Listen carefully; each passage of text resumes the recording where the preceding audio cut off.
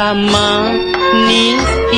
manis yang Selain kisah Mahsuri dan Raja Bersiung, Kedah sebenarnya mempunyai satu lagi kisah legenda namun jarang ditonjolkan hingga ia hampir luput ditelan zaman.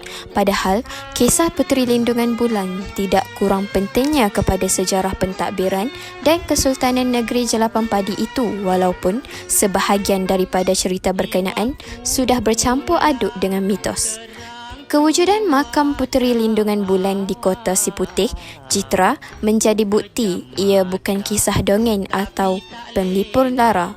Hal ini diakui bekas pensyarah yang kini aktif sebagai pengkaji sejarah khususnya negeri Kedah, iaitu Datuk Searani Hassan yang juga anak jati kampung berkenaan. Itu satu cerita yang kata orang Melayu ni zaman dulu bukan ada hiburan macam hari ni. Jadi bila lepas makan nasi malam, tadi orang kampung tu, orang tu main rumah. Ada jemput 3-4 orang, cerita lah. Cerita lagu aku, cerita yang ni, kanu, cerita yang ni. Agak 2-3 jam, sejam 2. Masing-masing minum kopi, balik lah. Banyak cerita-cerita yang ada hari ni, kebanyakan cerita yang dikarang oleh pengarang dulu. Bukan betul pun, tapi cerita tu dia elok. Macam cerita ni jumpa belalang, macam cerita musang berjanggut. Padahal cerita rekaan saja, banyak. Ini nak cerita yang tu. Kalau kata legenda, cerita mana tu? Kalau legenda, maknanya cerita tu tak betul. Cerita bersangkut dengan sejarah tetapi cerita tu tak betul. Dia reka ya. Legenda Puteri Lindungan Bulan. Zaman dahulu, di kampung ni, mula-mula kerajaan Kedah ni, ditubuhkan di Bukit Meriam. Di situlah permulaan kerajaan ni Kedah. Tetapi masa tu, raja tak ada. Seorang raja di Timur Tengah, dia Iran tu. Dia ni ada raja negeri, macam kita sini lah. Tapi adik dia marah dia nak serang dia. Dia kata tak usah serang lah. Anak dah jadi raja, ambil. Aku tak apa, aku boleh bunuh pergi lain. Masa dia jadi abang. Dia tak mau kacau lah adik dia kacau nak ambil lah. Main belayar sampai di Gunung Jerai tu. Dia jadi landmark lah. Kalau di mana Pekan Sari, kita sini, Pekan Nat. Orang kata Pekan Nat tu bahasa Siam. Sekarang orang jual barang-barang lah. Dia jual ikan, dia macam-macam lah. Macam kok deng tu, nama Siam. Kok tu bahasa Siam, kalau di darat dipanggil bukit, kalau di laut dipanggil pulau. Kok deng tu merah. Dia main-main dia pas mawa dia jadi raja. Orang yang ramai duduk tengok dia. Cakap elok, budi bahasa elok. Kuno dah lagu tu lah, tapi kita tak tahu bahasa apa yang dia cakap. Mungkin bahasa Melayu dulu. Dia lari daripada adik dia. Suka dia jadi raja lah. Pada zaman tu, dia bukan Islam ni. Dan duduk situ, jadi raja. Masa tu negeri Kedah ni dah lebar dah, panjang dah. Belah belakang ni sempadan petani. Jadi raja tu kata kena pergi cari satu tempat yang duduk lebih kurang tengah-tengah. Itulah yang main buat kota di Kota Siputih ni. Ni tempat yang kita duduk ni, di Patanan Pokok Puluh. Masa di sana tu, raja yang ke-9 bawa Islam. Raja yang pertama main dari sana tu nama dia Maharaja Debaraja. Kemudian yang turun 9 pun Maharaja Debaraja. Bila mai duduk di sini, dia buat kota. Masa tu zaman alam Melayu. Taiwan sikit. Orang tengah Cina, mai ke Kemboja. Mai ke sini. Pergi ke Sumatera. Pergi ke Sulawesi, apa semua. Filipina, apa semua tu. Alam Melayu. Jawa, apa semua. Bali. Alam Melayu ni orang Melayu. Duduk sana. Tapi orang Melayu kita orang Melayu Kelantan dia. Gitulah kan Melayu. Tapi semua bahasa Melayu. Tahun 1136, Kedah. Dia mula Islam. Jadi dengan sebab tu orang lain mengaku dia yang betul ni. Kalau kaji betul-betul orang Kedah yang mula negeri Kedah. Tapi di Malaysia lah tahu kalau nak masuk alam Melayu lagi. Di Aceh yang pertama 16-19.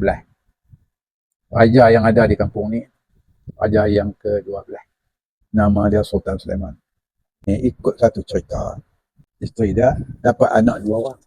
Sulung nama dia Tengku Rijaluddin. Kedua Tengku Sofiah. Tetapi orang cerita yang orang putih buat, ada lagi Sultan Sulaiman tu ada isteri lain lah, ada 2 isteri dah. Maka dapat pula 2 orang anak. Yang pertama Tengku Zaleha ataupun Zulaikha. Yang kedua tu Tengku Maryam. Yang segak sangat darah putih tu Tengku Zaleha. Tak ada cerita tu dalam buku sejarah Kedah ni, tak ada. Orang tulis tak ada. Cuma rekaan ada. Yang tu dia kata legenda. Siapa buat? Orang putih. Kita tak boleh fikir kata dia betul. Kadang-kadang dia duduk nak belajar Melayu ni, bagi bergaduh. Pada Melayu tengah Melayu bergaduh, dia boleh ambil barang-barang mudah. Bila dia kata ada anak 2 orang, Tengku Zulaikha ni lah yang dicanang semua dalam daerah orang Melayu ni kata, seko, perangai elok, rupa parah cantik, budi bahasa tinggi, semua yang baik ada kat Zulaikha. Jadi dengan sebab tu dia gelar, diberi gelaran berdarah putih. Bukan darah tu putih semua hak elok semua ada kat dia. Dia ada kat perempuan tu. Jadi orang anak ajar yang lain pun suka nak main Minang lah. Bila main Minang, ajar ni dia tak bagi. Lepas tu dengar cerita dekat Ajar Aceh. Ajar Aceh kata aku nak pergi Minang, nak buat penatu. Aceh kata aku nak pergi Minang. Tak bagi aku pak. Zaman tu ajar-ajar ni kalau tak orang tu dia tak dapat nama lah. Zaman tu Negeri Kedah ni banyak hasil.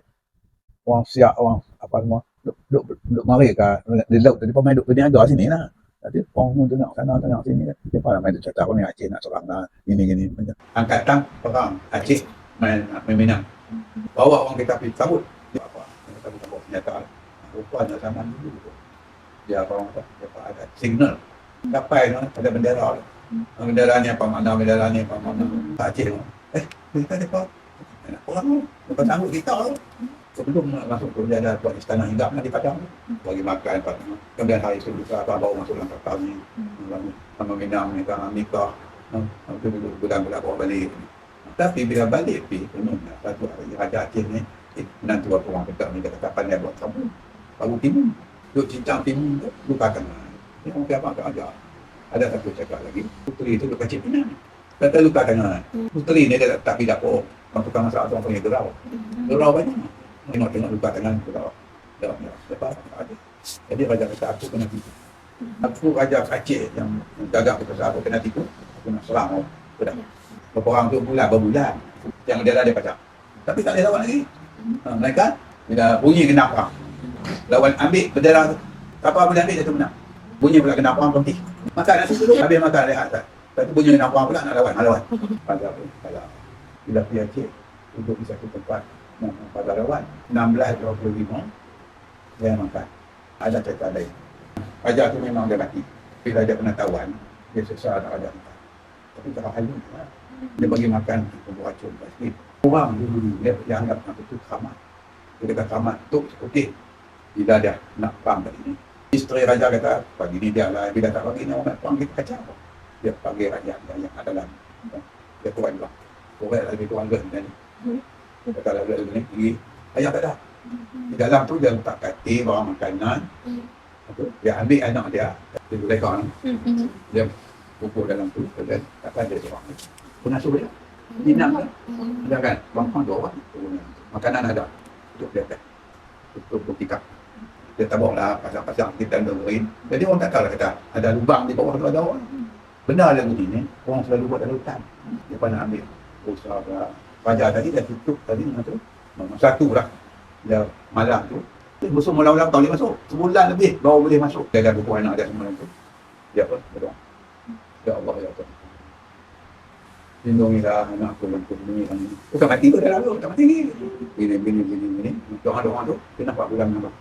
Oh, bulan tu tolonglah tu. Janganlah kamu tuluh dengan cahayamu tempat aku simpan bunyi anak aku ni. Tolong jangan tuluh lah. Kalau tuluh tu macam kita cakap lah kan. Bagi gelap sikit lah, bagi terbunyi sikit lah. Jadi lindunglah maksudnya. Tolonglah lindung. Tu yang menjadi lindungan bulan tu. Malam-malam dia pun kalah perang. Raja Aceh tangkap raja tu buat beli sikit. Dia tak tahu. Nak tanam sini. Tapi lama-lama makanan habis mati lah. Itu yang mereka yang betul dengan bulan.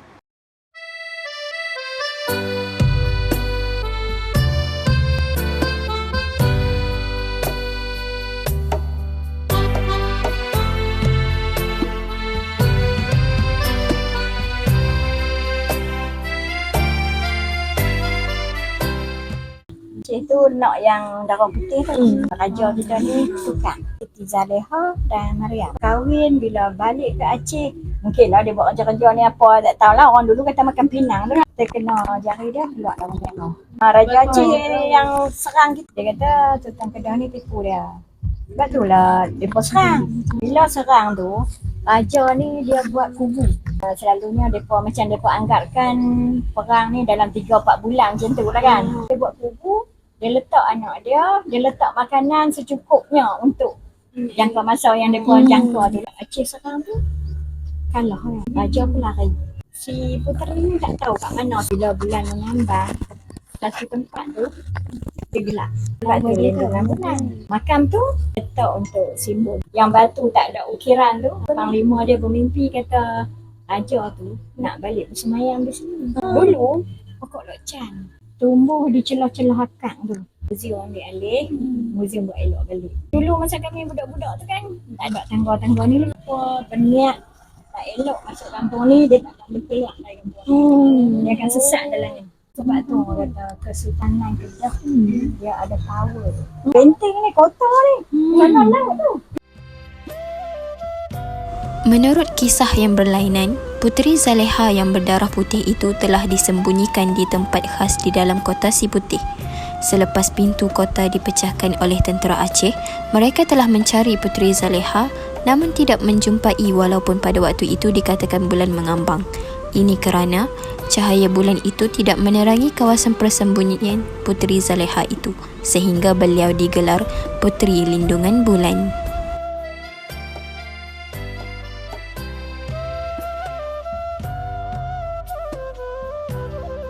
Pada saat yang sama, Puteri Zaleha yang telah lama bersembunyi dalam kubu juga meninggal dunia.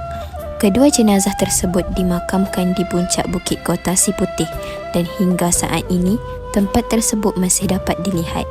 Cerita tentang lindungan bulan di atas makam Puteri Zaleha masih berlanjut hingga hari ini, meskipun ada pendapat yang mengatakan bahawa ini mungkin hanya mitos atau kebetulan semata. Setelah beberapa lama, Sultan Sulaiman Shah akhirnya mangkat semasa dalam tawanan dan Puteri Zaleha juga telah mangkat apabila dikatakan berada terlalu lama di dalam kubu tersebut. Makam Puteri Zaleha terletak di atas bukit kecil di kota Si Putih Jitra. Makam ini diberi gelaran sebagai Makam Puteri Lindungan Bulan disebabkan oleh peristiwa tersebut. Dan dikhabarkan kejadian lindungan bulan masih berlaku ke atas makam Puteri Lindungan Bulan hingga hari ini.